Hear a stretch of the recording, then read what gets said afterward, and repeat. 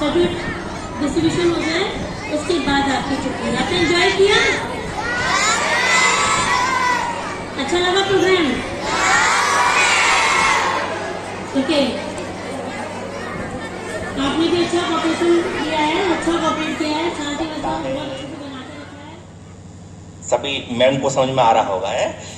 समर्पण का भाव जो रखता दूजों के लिए, वही हृदय बीच की दरार जोड़ सकता है। सफलता का लक्ष्य जिसने ठान लिया, मन बीच ऊंचे ऊंचे राह के पहाड़ तोड़ सकता है।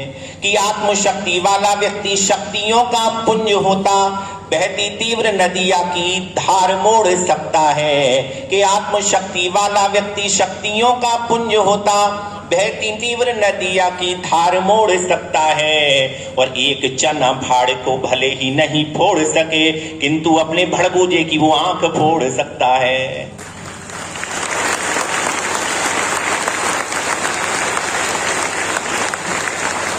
अच्छा लगा? अब एक हिंदी में रचना है जिसका देखिए कितना अच्छा अर्थ है। 4 मिले 64 खिलाए, 20 रहे कर जोड़, प्रेमी सज्जन 2 मिले खिल गए 7 करोड़। दोबारा सुनिए। 4 मिले 64 खिले, 20 रहे कर जोड़, प्रेमी सज्जन 2 मिले खिल गए 7 करोड़। दो प्रेमी जब आपस में मिलते हैं, दो मित्र जब आपस में मिलते हैं तो 4 मिले। 4 मिले मतलब एक प्रेमी की 2 आंखें और दूसरे प्रेमी की 2 आंखें। जब दोनों 4 आंखें मिलती हैं, आई कांटेक्ट होता है, तो सबसे पहले क्या होता है? 32 खिलती हैं। दोनों मुस्कुराते हैं तो 32 दांत एक व्यक्ति के, 32 दांत दूसरे व्यक्ति के, 64 खिले। 4 मिले 64 खिले। 4 मिले का मतलब समझ में आ गया? 4 मिले मतलब दोनों दो आंखें दोनों की मिली तो 4 मिले। 64 खिले, दोनों की 32 खिली। 4 मिले 64 खिले, 20 रहे कर जोड़। जैसे ही वो एक दूसरे को मिलते हैं, आई कांटेक्ट होता है, उसके बाद मुस्कुराहट होती है, तुरंत वो एक दूसरे को अभिवादन करते हैं। 10 उंगली एक व्यक्ति की और 10 उंगलियां दूसरे व्यक्ति, तो 20 रहे कर जोड़। बोलिए। 4 मिले, समझ में आ गया? 4 मिले 64 खिले, 20 रहे कर जोड़, और प्रेमी सज्जन 2 मिले खिल गए 7 करोड़। ये माना जाता है एक व्यक्ति के अंदर 3.5 करोड़ रोम छिद्र होते हैं, तो दोनों व्यक्ति जब मिलते हैं तो 7 करोड़ रोम छिद्र खिल उठते हैं। 7 करोड़ रोम छिद्र खिल उठते हैं। आगे समझ में? 4 मिले 64 खिले, 20 रहे कर जोड़, प्रेमी सज्जन 2 मिले खिल गए 7 करोड़। अब चलिए एक पंक्ति और, एक कविता और सुनाता हूं आपको, जब मुझे कहा गया तो।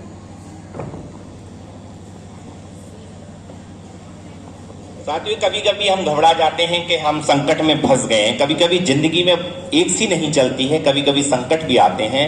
तो ये मेरी पंक्तियां हैं, ये मेरी कविता है, इसको आप ध्यान से सुनिएगा। हर एक संकट का हल होगा वो आज नहीं तो कल होगा। बोलो। हर एक संकट का हल होगा वो आज नहीं तो कल होगा। हर एक संकट का हल होगा वो आज नहीं तो कल होगा। माना कि अंधेरा बहुत है और चारों तरफ नाकामी है, माना कि थक्कर टूट गए और सफर अभी दूरगामी है, जीवन की आपाधापी में जीवन का ठिकाना छूट गया, माना कि थक्कर सपनों का नींदों में आना छूट गया, माना कि हिम्मत टूट गई आंखों में निराशा छाई है, माना कि चंद ग्रहण है और रात भी गहराई है, पर श्री कृष्ण ने साफ कहा बस कर्म तुम्हारा कल होगा, और कर्म में अगर सच्चाई है तो कर्म कहाँ निष्फल होगा। हर एक संकट का हल होगा आज नहीं तो कल होगा।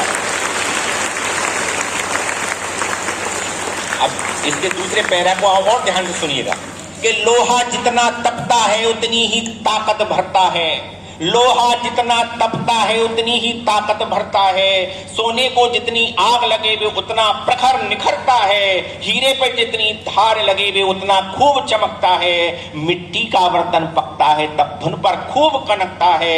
अरे सूरज जैसा बनना है तो सूरज जैसा जलना होगा, सूरज जैसा बनना है तो सूरज जैसा जलना होगा, नदियों सा आदर पाना है तो पर्वत छोड़ निकलना होगा।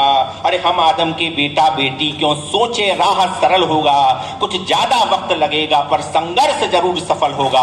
हर एक संकट का हल होगा वो आज नहीं तो कल होगा, हर एक संकट का हल होगा वो आज नहीं तो कल।